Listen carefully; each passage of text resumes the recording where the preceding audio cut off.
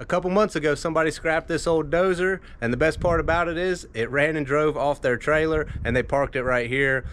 We've just been waiting to get a little bit of time to throw some batteries in it to see if we can get it fired back up. Hopefully that will happen today. Alex is up there swapping the batteries out and figuring out how to get this thing started, because apparently it sounds like it's going to be a little bit of a process. But let's take a closer look at it and then see what happens. According to the tag, this dozer is a 1959 model. And like I said, the customer actually drove it off their lowboy trailer, and to right here on the dozer blade, it looks like somebody was either pushing against it with something, or maybe one of our guys was trying to budge this thing out of the way. I'm not sure, but hopefully they didn't have to push this machine from the blade onto their trailer. But overall, it's actually in pretty good shape. The track pads really aren't that bad. There's no leaks or major leaks or anything, because like I said, this thing's been sitting here for a couple months and there's nothing underneath it. Here are the old transportation data and tie down instructions, lifting instructions, things like that. And then it does have this big winch on the back. And the other cool thing is you can see right here on the fuel tank, it says US Army. So this is an old military unit. And you can see underneath it's dry. Like I was saying, it's not leaking anything. They did drive it to right here, but they took the battery out of it. So we're trying to figure out if it's 12 or 24 volt. We got two batteries just in case it's 24. But I guess there's nothing left to do besides get that battery in there and see what happens. All right, so Alex has got the batteries in, hooked up 24 volt, and check it out, we even got dash panel lights. Well, check out how many different levers and pedals this thing has. So Alex is gonna figure out for us which ones you have to use to get this thing started. What you got figured out? Push one, pull one. Push one, pull one. So I guess he's gonna see what happens. Well, there's for your starter engage. But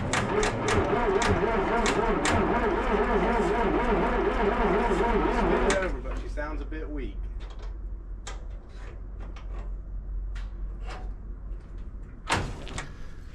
Well, it was spinning over, but it was pretty weak. And we went ahead and tightened the batteries the rest of the way. But looking in this toolbox, we got a couple cans of starting fluid, so that's a pretty good sign that I need to go get a can. If it'll spin over fast and we get some starting fluid in it, hopefully it'll fire. Well, I was just trying to help from the other side, and I was counting how many different levers this thing actually has, and it's got 11 plus a few foot pedals. So that's too many for me to try to figure out. But luckily it has some instructions right there on one of those brass plates, and he's trying to get it situated to where it'll go. The last time when I was just pulling that lever, he said that the tracks were trying to move, which is probably not good because I was standing on the tracks. So we won't do that again. We ready to go?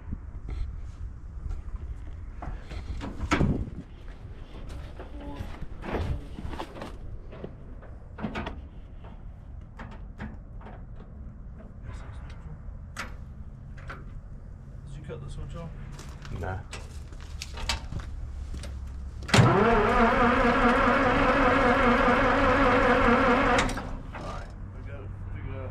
Ether, right? Yeah. You got some on your truck up there?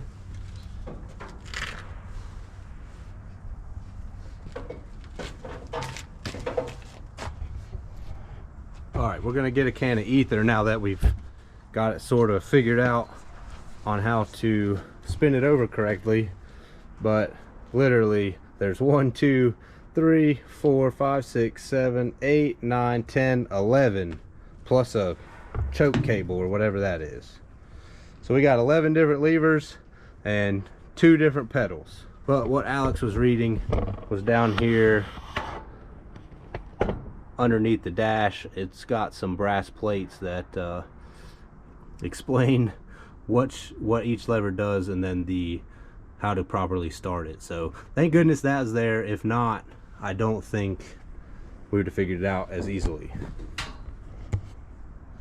He did say it's low on coolant, so if it does fire, we're just going to try to move it closer to the wood line here. That's the reason we're messing with it. This thing's sort of in the way where we store all these dumpsters back here, and we just need to make a little space. And then also, if we find out that there's something wrong with it, or something majorly wrong with it, we're just going to take it out there to the scrap pile and start cutting it up. But it's hard for me to just cut stuff up without knowing what exactly is actually wrong with something. Not that this thing's worth a whole lot of money, but it's still pretty cool to see some old iron get brought back to life. And it says on there to make sure that your fuel valves are turned on. So we were just double checking that, and we discovered that it's got one small fuel tank right here with that fuel bowl you can see, and that must be gasoline. And then back here on the back is the diesel tank. So this thing runs off gas and diesel. I'm not familiar with these old machines at all, but I would assume that it starts with gas and then runs off diesel. I don't think we're really going to fool with that, so we are going to spray it with some ether and hope for the best.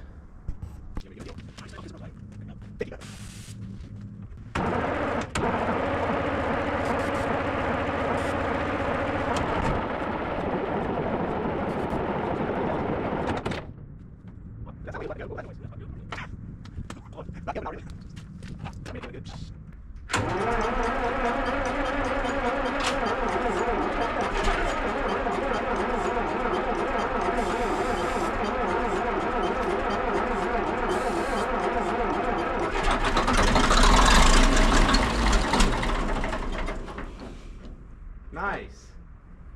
She's got a little life in her. I mean, that looked like diesel. Here's my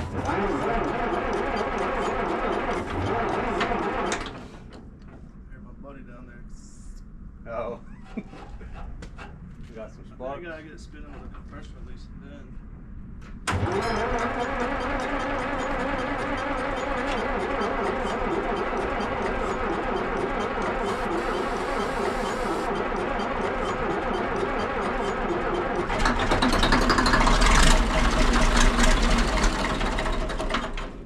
Are we sure the diesel fuel is on?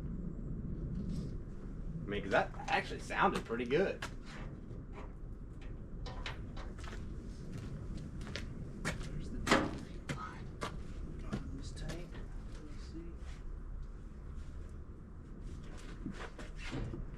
Yeah, see those lines run to right here, and then they go into these filters, and they're so caked full of stuff.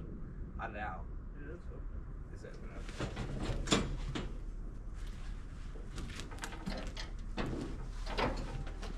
But I had this out. That's on the injection pump, right? This one? Can you see? Well, I think that might be choke for the gas carburetor. It is? Because all the gas stuff's on this side, but it looks like the diesel stuff's on that side. This is the Yeah, carburetor? that's on the carburetor. Fuck that one. And then, Well, after looking a little closer at how this diesel and gas setup works, this side of the engine is basically all of the diesel setup. So we got our diesel lines from the tank here into these filters, and then there's the injection pump, which is shaft driven off the front of the engine. And then on the other side, well, and then you can see we've got individual injectors that run down the length of the motor. And then on the other side, it's actually got a carburetor, which is right here. And then I'm not exactly sure on this. This sort of looks like an injection pump, but maybe that's like a gas injection pump. So that pumps the gas. Let's see.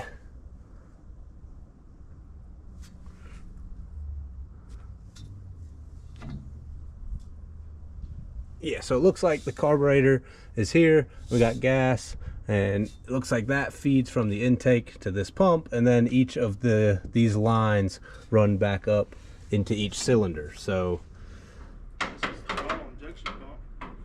Maybe I'll give her a couple bumps. yeah, probably. Because I think it's just, I don't know.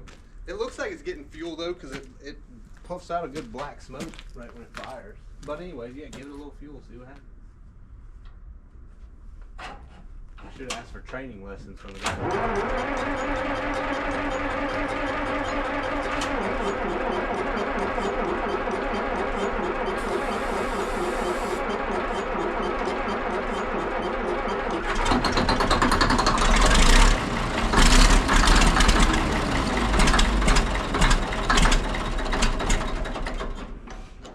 Well, that was better. Maybe I need to try to push this thing off.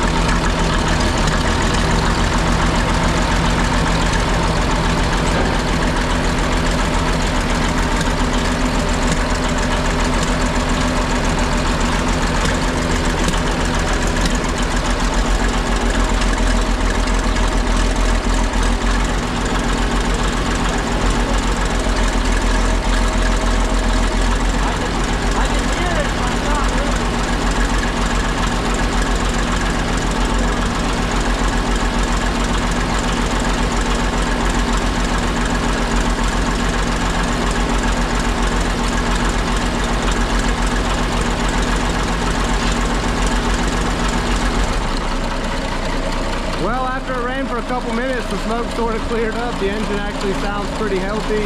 He's just sort of trying to go through the different ways to operate it and see if we can get the blade to pick up in the front, and then see if we can get the track forward and backward. Whenever he's pulling on the, there it goes.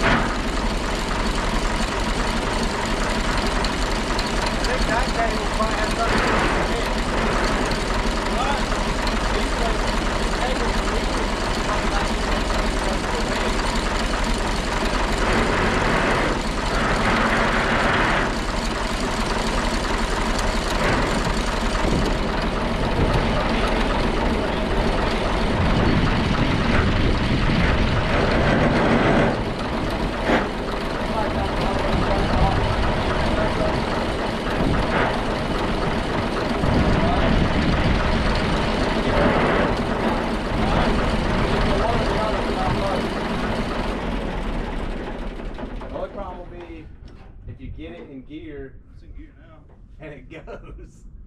The brakes just off there. Or just pull the fuel shut off. I mean, I can get it out of gear. Maybe when you get down to them trees over there. It's gonna start in gear, probably. That's what I'm saying, if it'll start in gear.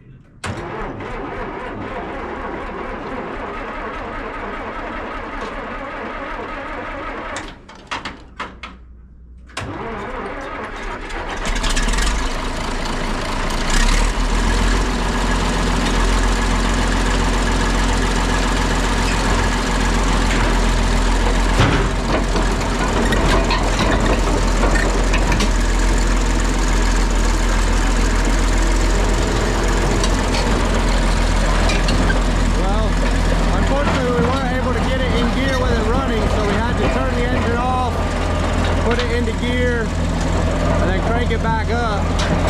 And then when he releases the brakes, it starts to move. So unfortunately, I don't know if you'd ever really be able to use it, because you'd have to turn it off every time you want to switch from forward to reverse or switch speeds. But it does move and it does run.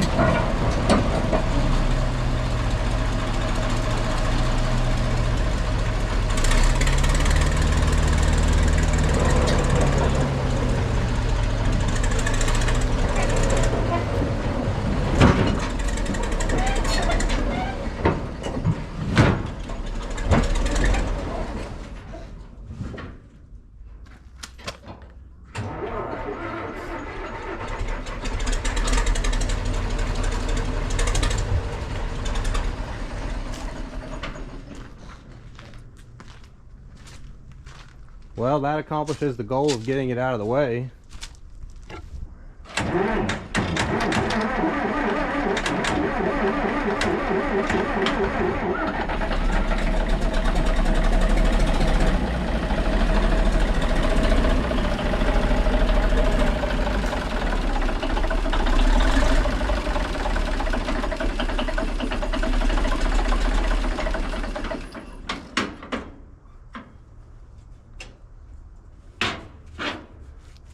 Call that a success.